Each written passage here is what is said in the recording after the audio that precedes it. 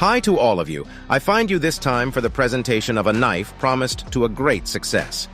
On its site, Victorinox presents it, I quote, as a knife for unlimited bushcraft adventures, designed by experts and thought for bushcraft, made of high-quality steel, renowned for its exceptional robustness.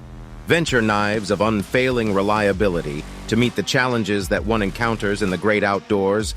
Nothing can stop them. So the promise is made to get a small knife with which to perform all bushcraft operations, given its unfailing reliability and exceptional robustness. Reading this, we say to ourselves that Victorinox promises us an exceptional knife, truly designed for adventure. In short, the ideal knife for an adventurer in nature. I therefore present to you the Venture in its red version, Victorinox's iconic red. I would have spontaneously chosen olive green because I like khaki colors for outdoor gear, but ultimately this red symbolizes Victorinox so much that it's not a bad thing to present the Venture to you in the brand's original color. Moreover, when you look very closely at the handle, you can see that it is finely textured, in particular by small patterns including the Victorinox logo, which looks like a coat of arms, and the letters of the name Victorinox scattered randomly. This gives it an excellent grip that is always useful for use in wet conditions, especially in the rain. This handle is made of TPE, thermoplastic elastomer, commonly used for this type of knife because it is rot-proof and shock-resistant. The ergonomics are very good. The handle is well curved, wide enough, the grip is safe, comfortable. You can force without feeling pain, which is not always the case with some knives, and this is very important. But we will see that the advantage with this knife is precisely that there is no real need to force. What about the general appearance of the Venture? It is beautiful, well-proportioned, well-balanced with beautiful lines. Small peculiarity, the presence of a jimping on the back of the tip of the blade. The knife is light, only 4.12 ounces, or the weight of a folding knife. A featherweight means a knife that is easy and pleasant to handle and that you can carry on a hike without excess weight. The knife measures 9.2 inches, its blade 4.13 inches, and 0.128 inches thick. Moreover, this blade is a pure, flat grind. It is from an aesthetic point of view, in my opinion, less beautiful than a saber grind, for example, which has more relief, but from a practical point of view, the flat grind is extremely effective, especially for finely slicing with precision. The finish of the drop-point-shaped blade is brushed. The construction of the knife is full tang, a guarantee of solidity and in particular of rigidity over the entire length. The silk therefore crosses the handle to come out forming a metal heel in which a hexagonal hole allows Victorinox tools to be fixed. This heel can also act as a glass breaker and you can scrape a fire steel. The knife set stored in its case weighs 5.36 ounces, so the weight of the sheath is 1.23 ounces. This sheath, let's talk about it. You can fit the blade on both sides, which is a positive point, but the retention is the worst. It vibrates inside in all axes, to the point that the knife may accidentally come out of its plastic sheath. Fortunately, this sheath comes with a small strap system with a belt loop and a rubber ring that can be passed over the top of the handle to hold the knife in place when traveling.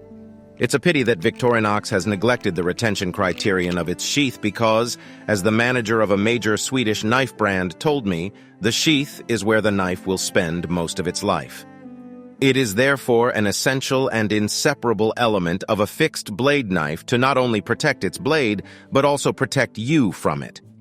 It is important to have a properly fitting case. It is essential that manufacturers design reliable and secure sheaths. As for the Mora Garberg, Victorinox has chosen Swedish 14 C28N steel, the steel which is coming or coming back in force depending on the case, also to form the blades of the folding knives. It is a resilient steel that normally absorbs shocks well. The risks of chipping and even breakage are limited. It also resists oxidation very well. Now let's talk about what will make the success of this knife. In a word, its efficiency. A knife is made for cutting, slicing, and this Venture excels in what it was designed for. The cutting edge enters the wood with great ease, and I'm not talking about fruits and vegetables. Besides, I also did a small paracord cutting test, and it cuts the braided strands cleanly without forcing. It's been a long time since a blade gave me that razor-sharp feeling.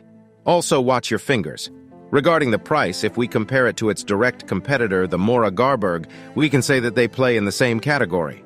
I had always felt that the Garberg was not necessarily very cheap compared to its little brothers from the companion range that can be bought for only $12, especially those whose blade is made of Swedish 12C27 steel, a fairly similar in composition to 14C28N. We are still 6 times more expensive with a Venture. Does a full tang construction in 14C28N steel justify such a price difference? I would tend to say no from a technical sheet point of view, but you have to think that the price is defined according to many parameters. The cost of product development, raw materials, production, but also competition, advertising, marketing. This venture is characterized by its cutting efficiency and versatility. A knife made in Switzerland. Its blade is reminiscent of that of a small kitchen knife. This venture will undeniably be an excellent companion for hikers and outdoor enthusiasts, especially fishermen, hunters, campers. The conclusion is that we have here a good outdoor knife. For more than 130 years, Victorinox has been able to make countless high-quality multifunctional knives and pliers, and now also practical, handy, and very efficient fixed blade knives. Many knife brands offer models with different steels, particularly high-end steels known for their edge retention. Too many of these top-of-the-range knives have excessively thick blades that are ultimately penalizing for penetrating wood fibers and materials in general. These hard steels are difficult to sharpen, even probably in the factory. In the end, therefore, we often have a cutting edge that can leave something to be desired. But slicing is the function of a knife. Victorinox has just demonstrated that a simple stainless steel like 14C28N, if you make a good, very well-sharpened blade, can offer a perfect edge. However, an accident has occurred which makes me doubt that this knife can really be considered suitable for the practice of bushcraft. While I had carried out my rather moderate test of the knife on kindling, I went out in the evening to film some missing sequences, in particular on wood. I made a new small batoning on a small log. Then I took a bigger log and I delimbed it with a series of cuts on the fly. And by analyzing my images, this is where the degradation of the edge of the blade must have occurred, which I unfortunately did not have filmed.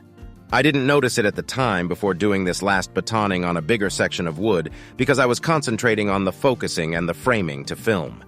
So I fiddled with the already damaged blade. This type of blade degradation has already happened to me on 80 CRV2 steel, known as carbon steel, more precisely on a Scrama knife, which is nevertheless renowned for its great robustness, and this without excessive impact. It can therefore happen to many steels because it must be remembered that the structure of the steel and its hardness largely depend on the heat treatment, a physicochemical process which requires a lot of rigor, and there may be manufacturing series of knives where the heat treatment is not satisfactory. This is probably why the HRC hardness index is generally indicated within a range because there may be variability in the process of obtaining steel, especially during this crucial and critical phase of heat treatment. What happened does not call into question the quality of this venture Victorinox, but it brings us back to reality. A blade with such a fine and efficient cutting edge is inevitably fragile. This thinness cannot physically withstand excessive stresses, pressures, and shocks. A knife is made to cut certain materials that are not too hard and resistant. On its website, I remind you that Victorinox defines this knife as an outdoor knife to intensely live your passion for bushcraft, a foolproof knife. But you have to be right. A knife is not an axe. Transversal cuts, batoning with a knife, are extreme operations for a blade, especially when it is very thin. I specify that in no case did I try to damage this knife. The knife has only been in contact with wood, spruce, hazel, beech, tomato, paracord, and has never suffered a shock with stone or metal. To carry out certain operations of bushcraft is to subject the knife to severe tests, and it is therefore risky. Given the success that this venture will have anyway, we'll see if I'm the only one who has encountered this disappointment. I may or may not have come across a bad copy. It is undoubtedly my inappropriate use of the knife which is the cause of this deterioration. Finally, this experience invites me to consider again that during a presentation of a knife, it is necessary to avoid drawing too hasty and definitive conclusions. There are a lot of possible variations. Wood species do not all have the same structure hardness. The same wood may be more or less hard depending on its state of drying. Conservation. To carry out tests and comparisons, rigorous and reproducible protocols are required. This is one of the reasons that encourages me to never be too peremptory when I present knives. Some copies or batches of knives may also have some differences mainly due to heat treatment or other causes, such as differences in the quality of materials during supply. This venture is a very good little knife, but within the limits of reasonable use. Can we really recommend this knife for intensive bushcraft? I allow myself to doubt it. Besides, what happened is ultimately logical. The type of steel has a great importance in the resistance of the blade, but the sharpness too. This type of very thin blade with a very small, very acute angle offers a very effective but fragile cutting edge. For bushcraft, a Scandinavian or convex grind blade will theoretically be more resistant because the angle is much greater. This venture will therefore make a very good knife for preparing food, cutting rope, carving wood, lifting chips to start a fire, preparing feather sticks. But unless my copy is an exception that had a fault, I wouldn't recommend it for tasks that involve heavy impact on the very fine edge of its blade. Given the strong start to sales of this knife, we will quickly be determined by the opinions of users on social networks and on sales sites. I hope this presentation will be useful to you.